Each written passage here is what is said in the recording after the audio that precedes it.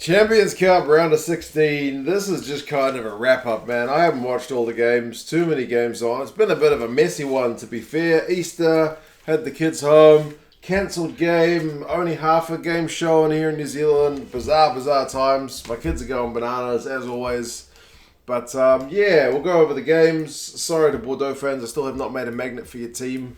I will get it done. Based on that performance, I'll have to get it done pretty quick, smart.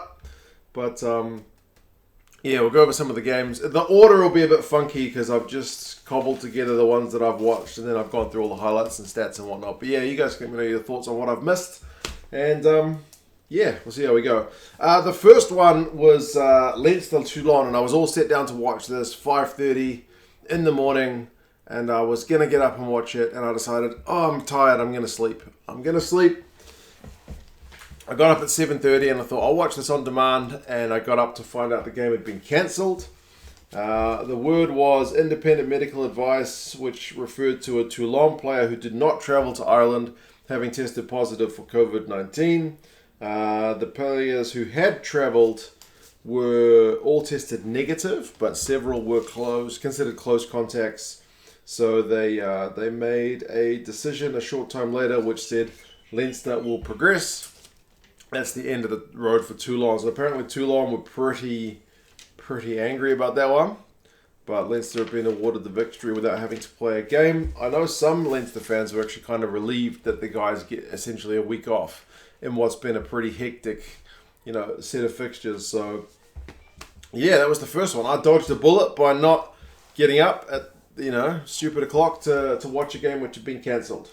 But obviously, it's pretty disappointing. You'd rather see the game played, but health and safety of everybody concerned has to be paramount. But if anyone's got any further thoughts or information, do let us know on that one, because I just kind of read the official statement from the organisers. Now, the second one I'm going to go to is Gloucester and La Rochelle, which was the second game. This one was on at 5:30. This one was on 8 o'clock in the morning. I missed the start of the game, but I actually watched this game in its entirety in lieu of watching Leinster and Toulon, because I was going to watch that on demand at about the same time anyway. So I watched Gloucester and La Rochelle. Obviously the kids were out and about kind of wanting to do Easter stuff as well at the same time. So I won't say that I had a firm eye on the entire game, but it was a pretty entertaining one, especially the first half. I thought was pretty open, and the scoreline was pretty tight for quite some time. It was a bit of a blast from the past for me to see guys like EXeVLYO West, who's a former Blues man from my team in Super Rugby, Tawera Kubalo, Victor Vito, a bunch of former Kiwi guys in those games. Ackerman for Gloucester, I used to watch him play with the Lions here in Super Rugby as well. And he got a try, actually, Ackerman. Dylan Lade's another former Super Rugby man, and Retierier got the tries in this one. So only 3 tries, 5 penalties to La Rochelle, 3 penalties to Ackerman. Whatever Ronan O'Gara is doing with EXeVLYO West, he's doing a good job, because he was Mr. Inconsistent when he was with the Blues, but he looked very assured in that game against Gloucester. What can I say? So yeah, tighter second half. Lades, Bottia and West especially were all really impressive for La Rochelle. I thought Chris Harris was really good for Gloucester in a losing effort. 27 points to 16. Pretty comfortable one in the end for La Rochelle, to be fair. Now, in terms of skipping things around, the next one I watched was Munster against Toulouse. And again, it was on at a really bad time, I think 2 o'clock in the morning. So I got up in the morning, normal time, to watch it on demand. But for some reason, the coverage started at half time. I don't understand. So apparently, Keith Earl scored a couple of tries in the first half, which I missed. I think it was like 16-6 at half time. Munster looking pretty good. But it was a big comeback from Toulouse in the second half. I haven't seen this guy LeBel before, but he's a hell of a player, isn't he? First time I've seen him, but he's got a hell of a step. He scored a try. Marchand got one, and Dupont did his whole support line thing where he picked up a couple. Coombs, though. Like, if you're a Munster fan, I know that's probably a pretty gutting result after losing the Pro 14 final the week before, to then go out of Europe, admittedly to a very good Toulouse team. But Gavin Coombs is like the ultimate bright spot to make up for CJ Stunders leaving it. He is just such a good ball carrier. Like I said, 2 tries. One of them was just like a tap with, like, it's just a 5-meter tap, like team, and it wasn't even a quick tap.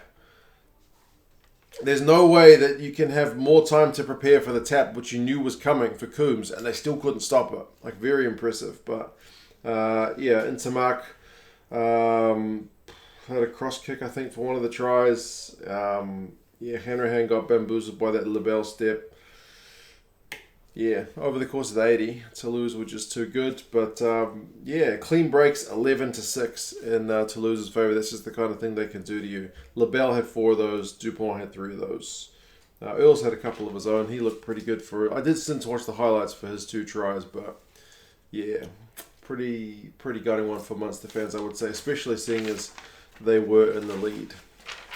Now, the final game that I watched in full was Scarlets and SCAvSAL this morning. Man, that was a hiding. Bloody hell. Yeah, the Pro 14s have not 14 teams have not fared that well this weekend, and Scarlets got proper done by SCAvSAL, man. Akavanda Murva was on fire. He got 2 tries. McGinty got a try and scored a ton of points from the boot. Yard, Beaumont, and Quirk all got tries for SCAvSAL. It was Ken Owens and Jack Morgan who got tries in the second half because they were nilled at half time. 23-0 at half time, man. Wyn Jones and Faf de Klerk had a bit of handbags. Jake Ball got to smash Faf de Klerk at one point, which I'm sure he felt pretty good to do, seeing as the World Cup, 2019. Bit of make up for that.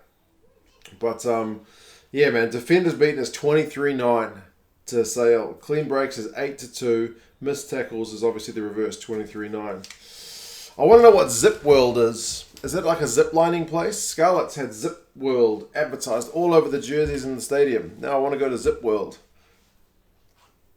One of the points the commentator said, like, Jean-Luc Dupree was throwing players around like children. I'm wondering if, I don't know, throwing children. Interesting. But he is a powerful unit. Was it Jean-Luc or was it Daniel Dupree? The twins, I always get them confused. I think it was Daniel, actually. He had 3 turnovers, 1 as well. Jack Morgan had 15 out of 18 tackles, but yeah, man. SCAvSAL are just too good in that one. Now, the other games I've only watched in highlights. I'll go over them quickly. Wasps and Clermont, 25-27. Bit of a heartbreaking one at the death. Matsushima gets a try to clinch it. But Clermont, statistically, you guys that watched the game will have to let me know. Statistically, kind of smashed this one. 508 run meters to 299. Defenders beaten 46-16. Unbelievable what was happening with Wasps' defense. But clean breaks only 8-6. But Clermont turnovers conceded 18 to Wasps 10. So maybe they were their own worst enemies. I don't know. Exeter against Lyon. Yeah, 47-25. Seems to have started with a bit of a hiss and a roar from Lyon. 14-0. But then Exeter's forwards just kind of drove them into the dust. Exeter finished with like more possession, 62%, more territory, 67%. But interestingly, Lyon have got like more run meters, more clean breaks, more defenders beaten. So they're trying to play like quick and flashy based on the stats. Don't know. But either way, Exeter just too good. Kind of no surprises there. Bordeaux and Bristol, another one that seemed to start pretty quick. From Bristol, from the losing side, but Bordeaux ended up scoring 3 tries to Bristol's 1. There was an intercept at the death, which seemed to blow the scoreline out, maybe a little bit more than it actually was. Bristol, 19 turnovers conceded to 10. Indicates another one that, having not seen the game, that maybe they were their own worst enemies at times, but they had more run meters, fewer clean breaks. Bordeaux had 8-3, and offloads 18-11. Must have been a pretty entertaining game in terms of the way the guys were chucking the ball around. But, yeah. And the last one, Racing 92 against Edinburgh. Bloody hell, 56-3. What a hiding, that one. I don't know what to say about it. I've watched the highlights and it was just try after try after try. It was 3 all early. And then it all went downhill. The first try didn't come till 25 minutes though, and then 33, 62, 66, 69. It was the tail end of the game where the scoreline really blew out. But Racing dominated possession, territory. How did Edinburgh have 15 turnovers conceded to Racing's 6 when Edinburgh only had 42% of the ball? What the heck was going on there? Kick meters 745 to 308 with Racing having more, so they must have been kicking Edinburgh way back into oblivion as well. Teddy Thomas seemed pretty dangerous, got a couple of tries, 95 run meters. Watson in a losing effort, 20 out of 21 tackles. Good shift from him, but yeah. So it sets things up pretty nicely. It seems like there's a bit of a gap between some of the big teams and maybe the not so big teams, just at a glance. I know Exeter would have been heavy favourites going into that one, and they shall. Their clash against Leinster, they're at home to Leinster. That's going to be a titanic one. That's like almost like a final in itself. It is a quarter-final, so yes. Toulouse and Clermont. Clermont being the hosts. That's an all-French affair. That one should be pretty hard fought as well. Racing 92 against Bordeaux. Another all-French affair. Bordeaux being the hosts. I mean, traditionally I would have said Racing, but I don't know that much about the Bordeaux team, but they seem pretty good based on what limited I've seen them. And La Rochelle hosting SCAvSAL. Maybe I don't think that would have been picked as a potential quarterfinal a few months ago, but anyway, we'll see what happens. So a lot of French teams, man. The French teams went 5 from 6 with just Lyon dropping out.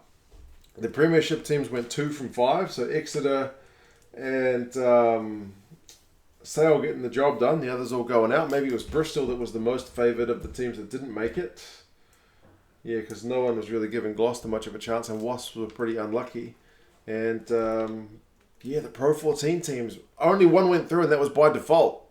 The other three, like, jeez, Edinburgh got smashed, Scarlets got smashed, and Munster put up a good fight, but not enough in the end. But anyway, that's the wrap-up. Sorry, guys, I haven't seen all that much. I'm a bit disappointed by how much the highlights are on offer as well from the Champions Cup official YouTube website. They give you about 2 or 3 minutes of highlights, which is pathetic. It doesn't really give you any information on what happened, apart from showing you a few tries.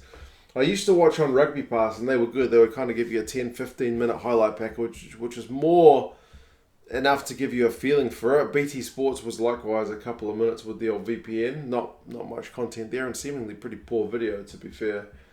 But yeah, I'll see if I can go watch some of these games in full. Sky, who I watch through in New Zealand, have the rights. They do put the games up in full. Like, they did eventually put Munster up in full later. Don't know why they didn't do it live. I guess something about the schedule, and that they thought no one would be watching at 2 o'clock in the morning anyway, which maybe they were right. But yeah, it's interesting they don't do highlights on Sky. Like, they've got top league highlights, which is the Japanese league, but not the Champions Cup. Bizarre, like proper 6 minutes at least. It's a decent amount, right? But anyway, you guys let me know your thoughts. Exeter, Leinster, who's your favourite? Likewise, Clermont, Toulouse, Racing, Bordeaux, and then La Rochelle against SCAvSAL. French teams doing pretty well. Anyway, you guys let me know your thoughts, and I'll talk to you again soon. See you later.